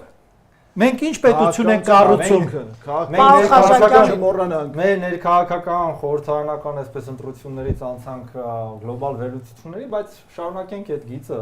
խորհրդարանական երկու ընդդիմադիր ուժերը, ինչպես պարոն Միսկարյանը ասում են, գուբերնիստներ են։ Ճիշտ է, չէ՞, մոտավորապես այդ եք պնդում։ Այո, Հիմա շատ մոտավորապես չէ, հենց ուղիղ։ Լավ, ես էլ չեմ ողջունում։ Այդ երկու ուժերին գումարային մարդկանց Երկու չէ, երեքին էլ չեմ ողջունում։ Երեքին էլ չէ, հասկանալի է, բայց ուզում եմ ասեմ, Բայց եթե պետք է գործող ու քաղաքական ուժը փոխանցենք գուբերնիստներով իմաստը, ո՞ր։ 750,000 գուբերնիստ քվե ունենք։ Պարոն Միսկարյան, դա մարդկանց քվեն է։ Ես դրա հետ համաձայն չեմ։ Դե եթե համաձայն չեք, շատ մարդիկ այլընտրանք չեն ունեցել դրա համար է այդպես։ Շատ լավ։ Հիմա ես հենց այդ միտքն եմ ուզում շարունակել։ Դե Հիմա մարդկանց մի ալտերնատիվ, մի ամբողջ բազմություն ընտրել է ընդդիմությանը, այդ թվում նաև այլ բնույթի արտաքին քաղաքական կուրս վարելու համար։ Ուզում ենք մենք դա չենք ուզում, դա փաստ է։ Այլ բան ինչքան կգնահատենք։ Հիմա պարոն Ղևոնդյանը որ ասում է որ խորհրդարանը որոշող չէ արտաքին քաղաքական կուրսի, ես լրիվ համաձայն եմ։ Իհարկե որոշող չի։ Ոչ էլ խորհրդարանի արտաքին հարաբերությունների հանձնաժողովի նախագահան, ասեմ ավելին, ոչ էլ ԱԽ քարտուղարը, ոչ էլ արտգործնախարարը, ոչ էլ ազգային ժողովի նախագահը շարունակում են իշխող ուժի։ Ու ես կարծում եմ որ հենց վարչապետն է որոշումը, բայց գաղափարը ինչու՞մն է։ Հիմա եթե մենք անտեսում ենք հասարակության մի զգալի շերտի այլընտրանքային ձայն, անկախ նրանից հավանում ենք, չենք հավանում։ Գուբերնիստական։ Դե դուք ասեցիք, որ համաձայն չեք, տարբեր պատճառներով են ընտրել, հիմա հետ եք գալիս գուբերնիստականին։ Եկեք մի հատ կողմնորոշվենք ու ես շարունակեմ միտքը։ Դուք նկատի ունեք, որ մարդիկ իրավունք ունեն ինքնիշխանությունը զիջելու կողմնակից լինեն, եւ մենք դրա հետ պետք է համակերպենք։ Եկեք նորից հետ գնանք։ Ես սկզբում ասացի, որ ըստ ձեզ երկու ուժ գուբերնիստական գաղափարախոսության են ուղղված եւ մարդկանց հոց բազմություն ընտրել է իրենց, ասի չէ, այտենց չի, համաձայն չեմ ձևակերպել։ Ասիկ տարբեր պատճառներով են ընտրել։ Դե հիմա թողեք այդ տարբեր պատճառների մասին խոսենք։ Այդ պատճառների մի մասը նաեւ այն է, որ երբ ես արտաքին քաղաքականություն եմ վարում Եվրամիության հետ եւ ազատ վիզայի ռեժիմ չեմ ստանում, ես պետք է ստանամ քննադատություն, թե ինչու դու արդյունավետ քաղաքականություն չես վարում։ Եթե ես գնացել եմ դիմում եմ Եվրամիությանը որևէ աջակցության համար 30 միլիոն դոլարի եվրոյի փոխարեն ինձ 10 են տալիս, ես պետք է արժանանամ քննադատության։ Բայց ես նաև պետք է արժանանամ քննադատության այն ժամանակ, եթե ժամանակին ես գազը ձեռք եմ բերել ինչ-որ X արժեքով, հիմա ձեռք եմ բերում 4X արժեքով։ Գաղափարը սրա մասին է պարզապես։ Որովհետև եթե մենք չենք քննարկում բոլոր այն տնտեսական վնասները, որ այսօր Հայաստանը կրում է, մենք կարող ենք տնտեսական վնասը քաղաքական իշխանության կամ քաղաքականության մի մասն է։ Այո, արժանապատվության մասը, հիմա եկեք արժանապատվության մասին խոսենք։ Ես օրինակ, համարելով որ արժանապատվության հարցը իմ տունը ջեռուցում են բացառապես օթորակիչներով, որովհետև գազը ռուսական է, ընդ որում դիկտատորական ռուսական։ Հիմա դուք եթե հետևեք իմ հորդորին եւ դուք էլ ձեր բնակարանը ջեռուցեք հոսանքով, ընդ որում հոսանքով, որը արևային էներգիայով արտադրված, որովհետեւ ատոմակայանն էլ է ռուսական բանով։ Այդ դեպքում մենք կխոսենք իսկապես ինքնիշխանություն։ Հիմնական խնդիրը թողած է։ Պարոն Բեջանյանի լսեք, պարոն Բեջանյան, հետո պարոն ասում եք այսքան հազար քվե գնացել է գուբերնիստական ուժերի։ Ես չեմ ասում, էլի մի քիչ մեջ բերելով մեր որակումը։ Այո։ Բայց դրա հիմնական պատճառը դնում եք իշխանության սխալ վարած քաղաքականություն, տնտեսական պատճառներ, միշտ դրա հիմնական պատճառը արտաքին կապիտալն է եղել։ Ես քանթեի մի հատ բոլորս այդ գնահատականը տանք, ձեր կարծիքով այս ընտրությունների վրա արտաքին կապիտալի ինչ ազդեցություն ունեցել։ 100%։ Բայց եթե 100% ազդեցություն ունեցել, ոնց կարելի է այդ հիմնական գործոնը բաց թողնել ու խոսալ մնացած բաների մասին։ Գործընկերը մեզ եք։ Ես իշխանության կոալիցիա գործընկերն եմ։ Գործիչ եք, իրենց գործընկերն եք, ասում եք իրենք թույլ են տվել, որ Հայաստանում Ես գոնե բացահայտ վեր եկենում քաղաքացուն ասում եք քաղաքացի, եթե էլի լինի այդ երկընտակի կարիք, ես կգնամ կոալիցիայի, չի ասում գնանք Սյունիքում երկրորդ ռազմաբազա բացենք, հետո ասենք Պարոն Խաչատրյան, ես բարձ ասում եմ եկեք գնանք, եկեք տալիս, դուք ասում եք ես ասում եմ ես ես ուշադիր լսեմ, պարոն Խաչատրյան։ Հանդիսանում եմ Երևան քաղաքում կոալիցիոն գործընկեր քաղաքացիական պայմանագրի հետ։ Ընդ որում ողջ կառավարության ընթացքում բաց ասել են քաղաքացիոն, որ եթե էլի գահացնի այն իրավիճակը պարլամենտական մակարդակով արդեն, որ կարիք լինի կոալիցիայի, որ Հայաստանի Հանրապետության ինքնիշխանության պահպանման հաստ լինի, բնականաբար գնալու ենք կոալիցիայի։ Դա ազնիվ ասել ենք, իսկ դուք իրավություն դրա, երբ որ մի վարքան պարոն Խաչատրյան, դուք պնդում եք, որ Սյունիքում պետք է երկրորդ ռազմաբազա բացել։ Կներեք ձեզ ինքնիշխանություն։ Այս տաղավարում անձամբ մեր խոսակցությունն է եղել։ Այլընտրանքային լուրեր եք կարդում։ Այս տաղավարում եք այդ խոսակցությունից ու եք շփվում, պարոն Խաչատրյան։ Այդ տեսանյութն էլ կուղարկեք։ Դուք չեք հենց այստեղում կանոն դուք այդ արտադրություն չեք արել։ Ես կարող եմ հիմա դա քննարկել, բայց հարց եմ տալիս։ Դուք թիրախավորում եք իշխանությանը, ասում եք որ թույլ են տվել, որ արտաքին կապիտալը խնդրեմ ուղիղ հարցից ուղիղ պատասխան։ Դուք այս տաղավարում երկրորդ դուք ուրեք իրանց հետ համագործակցում։ Ես հարցից պատասխանը չստացա։ Որովհետեւ դուք փորձում եք թեման շեղել։ Բացատրեք թեման չեմ շեղում, դուք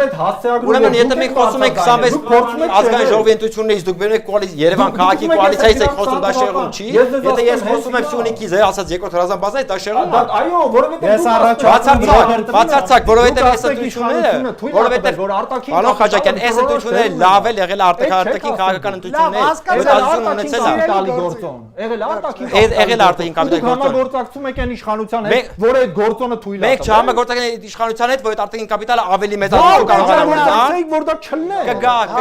Կգա։ Պարոն Բեջան, եթե ձեր ասելիքը չունեք ուզում եք բանավիճել, ավարտեք։ Ունեմ ասելիքի, ուզում եի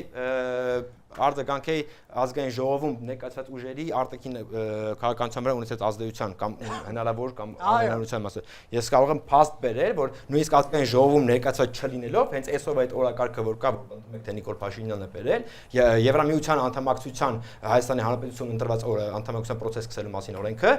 ոչ Նիկոլ Փաշինյանն է բերել, ոչ գործող ընդդիմությունն է բերել։ Ոչ քաղաքացի։ Մենք ենք բերել։ Ընդ որում, ինչպես Նիկոլ Փաշինյանի իշխանության սխալ գիտեք, դուք սխալ գիտեք։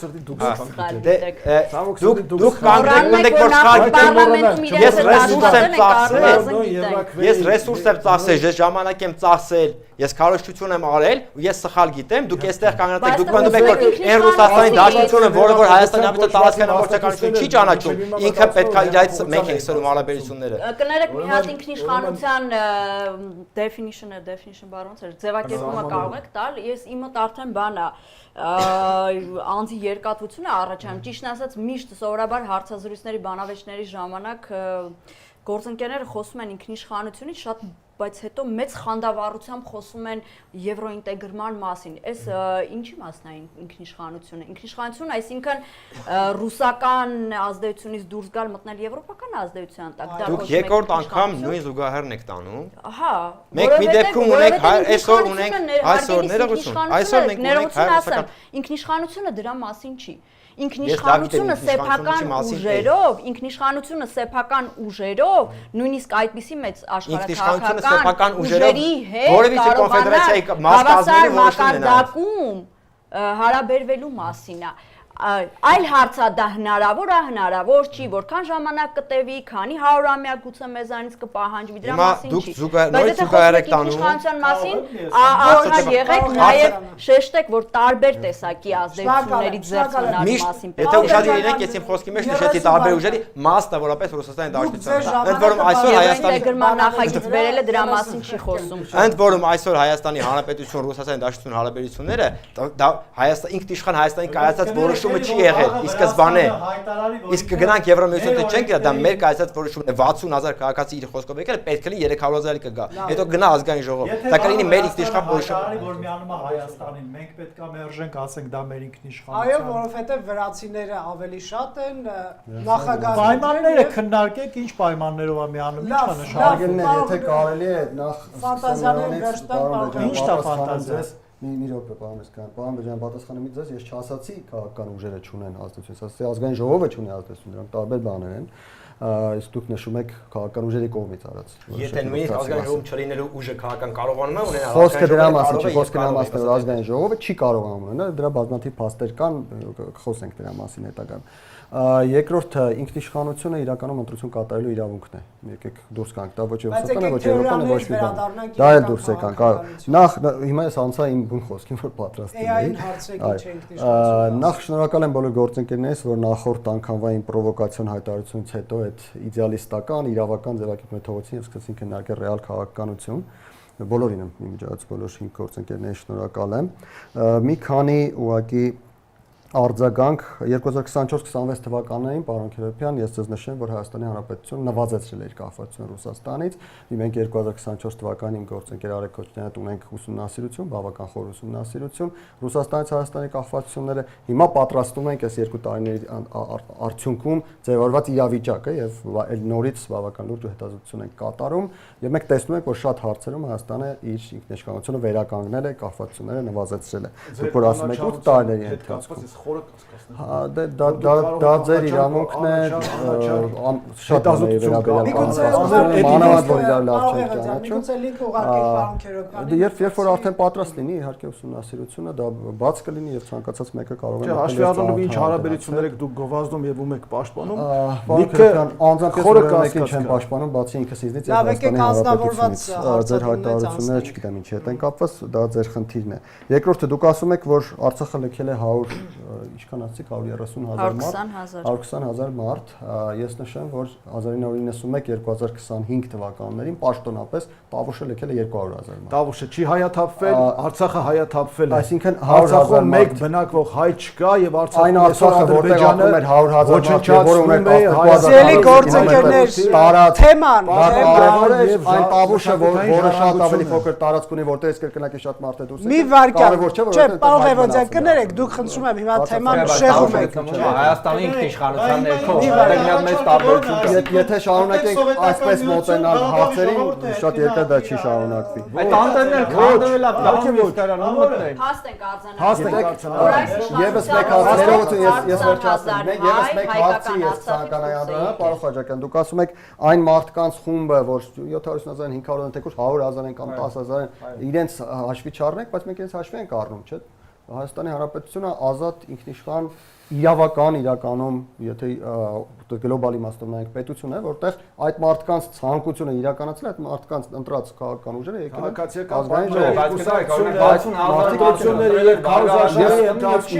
Ես համաձայն եմ այդ խնդրի հետ։ Ես համաձայն եմ այդ խնդիրը, որ ունեք ներողություն։ Ես համաձայն եմ այդ խնդրի։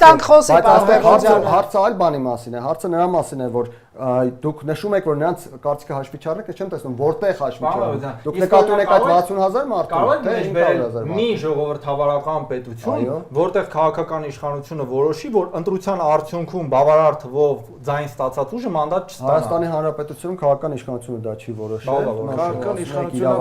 որոշել։ Շերը ժամը 2-ին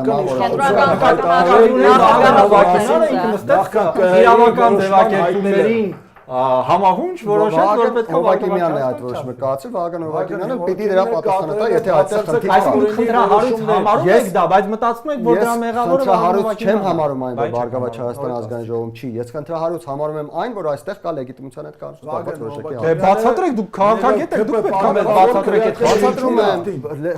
Խնդիրը հետեւյալում է, որ կային Հայաստանում 4% գումարած մեկ մարդիկ, ովքեր ցանկանում են, որ Բարգավաճ ու պատրաստ են գնալ ընտրատեղամաս եւ քվեարկել, որպեսզի Բարգավաճ Հայաստանը Եվ ինչու դա տեղի չունեցավ։ Դա տեղի չունեցավ, որովհետեւ ընդդիմադիր որոշակի ուսակցություններ դիմեցին կենտրոնական ընտրական հանձնաժողով, որով բացարձակապես քաղաքական գնահատական եմ տալիս, որևէ իրավական բան սրա մեջ չկա, որով առիթ տվեցին կենտրոնական ընտրական հանձնաժողովին, նման որոշում կա։ Առիթ քաղաքական առիթ կատում եք, թե իրավական։ Քաղաքական առիթ, քաղաքական հանձնաժողով։ Իսկ կներեք, այդ դրա համար եմ ես ասում, Վահագն Հովակիմյանը պետք է հետագա Ռոբերտ Քոչարյանն Կարող հաշվարկը բնակի 4% չէ տալու։ Ես չգիտեմ վրա ով է ազդեցությունը։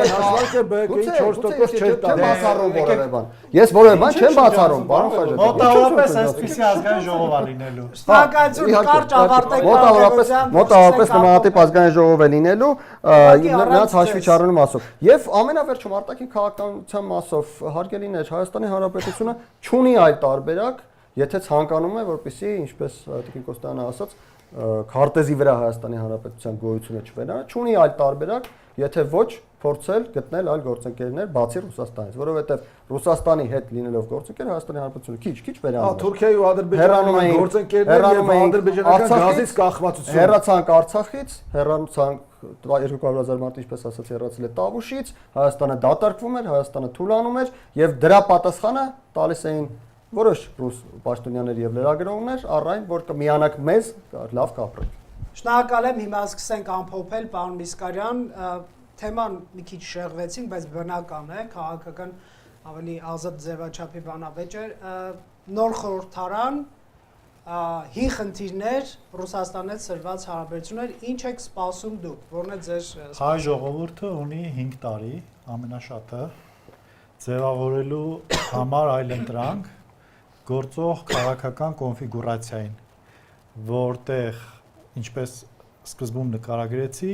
պայքար է գնում Ռուսաստանի դեմ եւ Ռուսաստանի համար։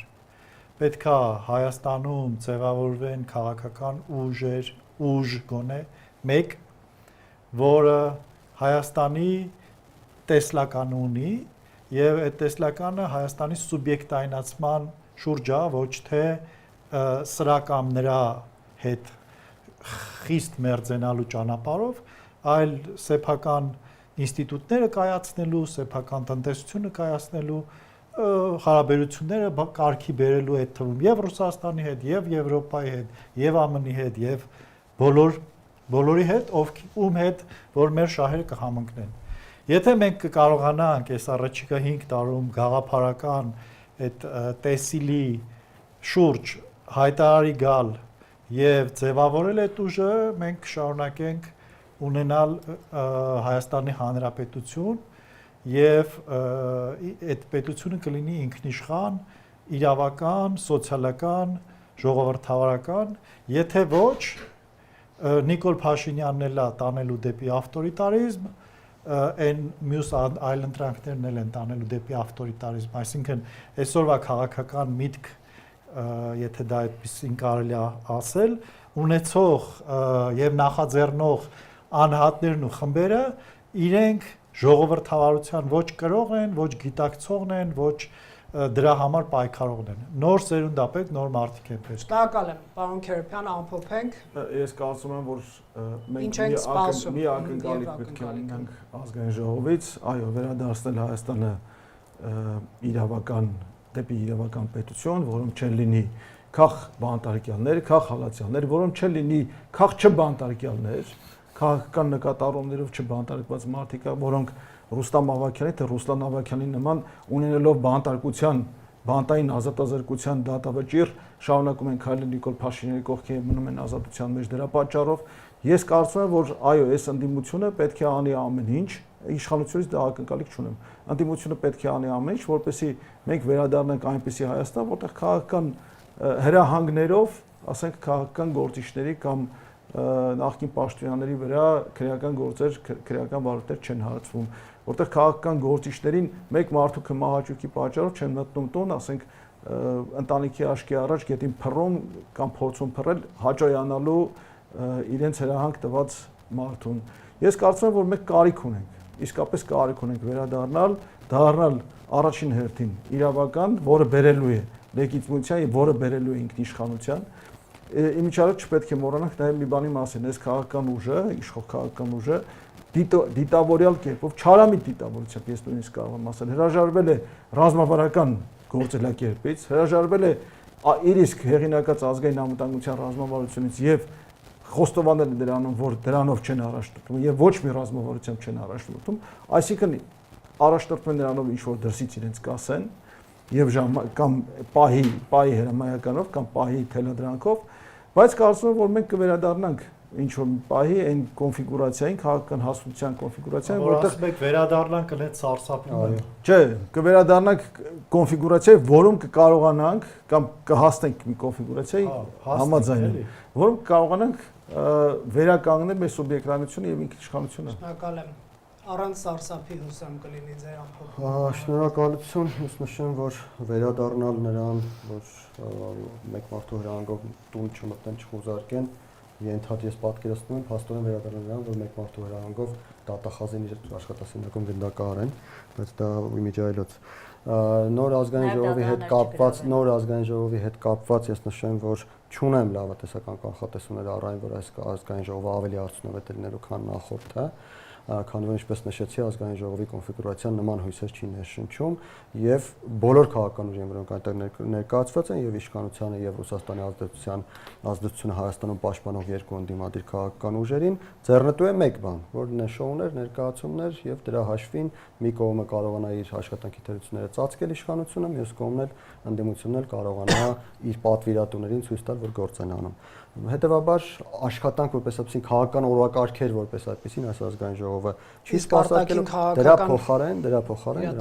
դրա փոխարեն գործադիր իշխանությունը շարունակելու է արտաքին քաղաքական օրակարգերը սպասարկել ազգային ժողովը ըստ էության դառնալու է ընդհանրապես այդ փաստաթղթերը հաստատող մարմին, որտեղ հաստատում են լինելու է միայն մեկ քաղաքական ուժի միջոցով։ Դառնալու է, այսինքն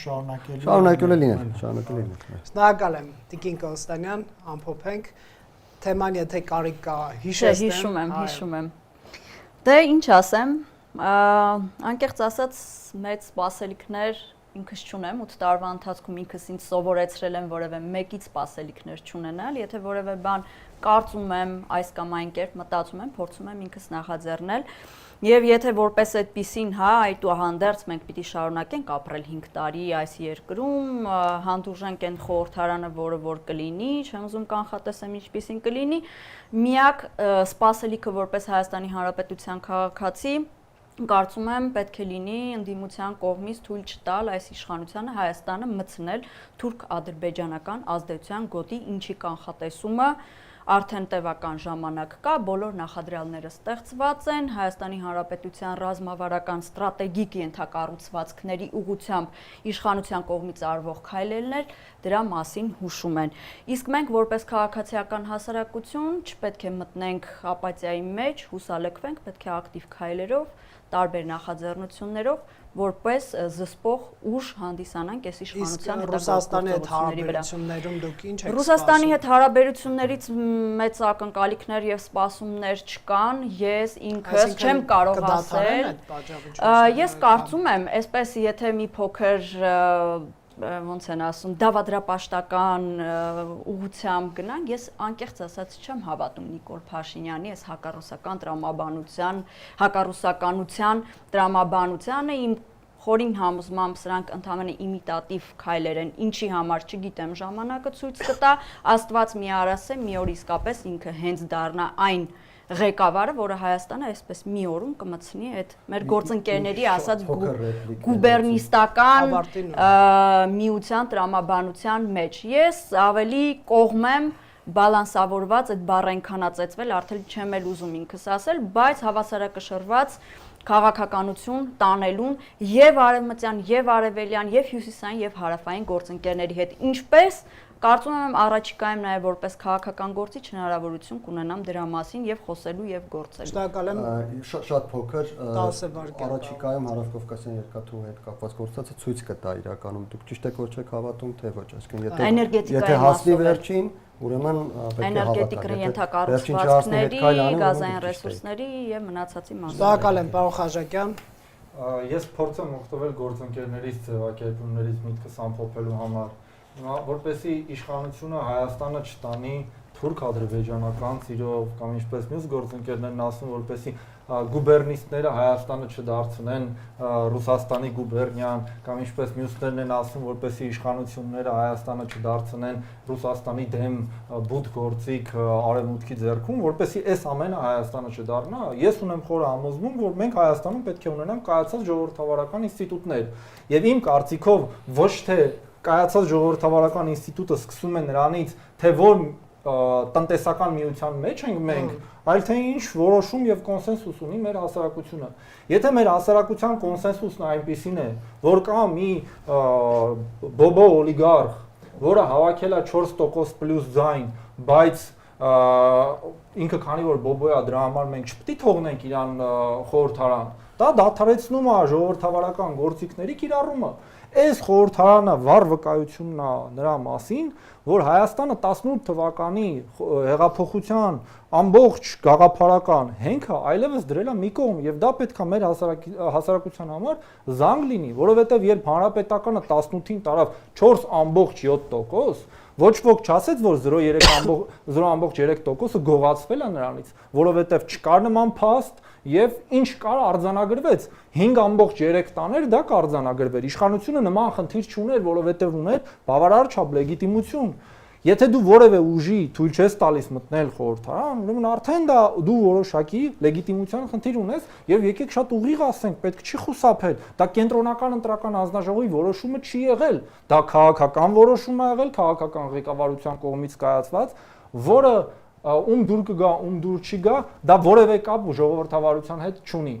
այն ինչ նաեւ անում է անդիմությունը դա էլ ժողովրդավարության հետ շատ կապ չունի կներեք բայց ես չեմ կարող օրինակ մրցակցել այն մարդկանց հետ ովքեր բարեգործությամբ են զբաղվում եւ նաեւ քաղաքականությամբ ես չեմ կարող որովհետեւ ես այդ ծավալի բարեգործություն օրինակ չեմ կարող անել ես ամփոփ եմ կարկուտը ծեծած տեղն է ծեծում հիմա ուզում եմ ասել որ մենք ընդդիմության գործունեության մասով էլ խնդրեմ ունենք հիմա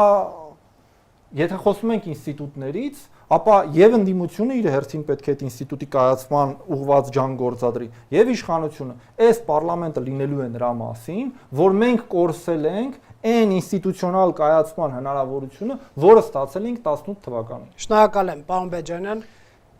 Արմագեդոն չեմ կանխատեսի ունենք այն խորհրդան որը ունենք կունենք առաջին նիստը մի բան հստակ կարելի ասել